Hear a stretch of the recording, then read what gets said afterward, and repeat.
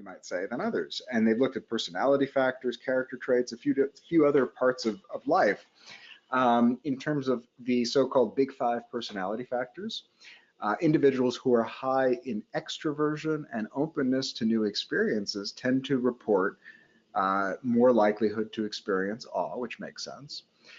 Specific character traits like optimism, gratitude, love of learning, creativity, and appreciation of beauty. These come from what's known as 24 character strengths and virtues that the psychologists Chris Peterson and Martin Seligman developed a handful of years back. And of those 24, they have found that these five in particular are linked to a greater likelihood of experiencing awe on a day-to-day level. In terms of spirituality and religion, some interesting findings there. There actually have been no differences found in terms of the frequency in which a person, how many people out here joining us today are only working about 4 hours a day on average? Not many of us, unless you're in retirement and semi-retirement, in which case we're all very happy for you.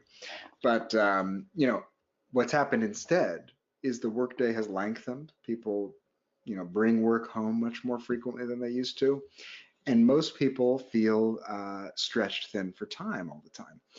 And the term for that is actually known in the literature as time poverty, where we feel, you know, chronically short on time, stretched too thin. But a researcher named Melanie Rudd out of the University of Houston noticed this interesting thing that seemed to happen in some of the studies on awe, is that people reported actually this idea that time felt stretched out, that they were, you know, they felt less pressed for time, more able to volunteer time for people or causes, and overall stress diminished. So we can't, wherever you look, that must have truly been awe-inspiring. It's a great example. Rafting the Colorado River between the Big Red Cliffs from Mary, being part of, whoops, let me just go back to that.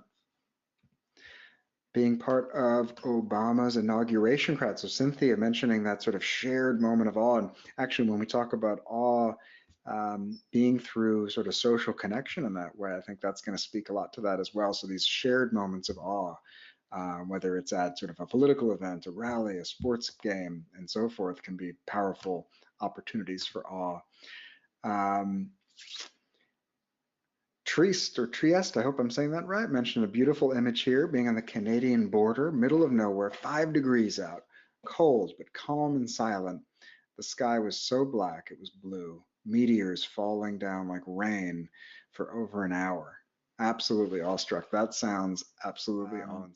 Talk about this, they use the word elevation, and it's sort of more of like a moral awe or an interpersonal awe. It's the awe that we feel when we feel uplifted by somebody's courage, by their, you know, strength, by their inspiration, by their, you know, excellence at something. And so there's different ways that we might experience awe in this way, through athletics, through music, through, you know, people that change the world for the better.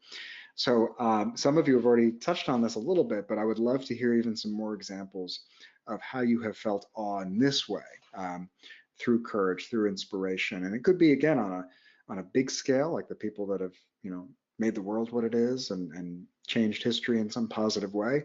But it could also, of course, be on a much humbler, smaller scale, you know, feeling in awe of a client's courage, you know, feeling in awe of, you know, the kindness between strangers that you witnessed.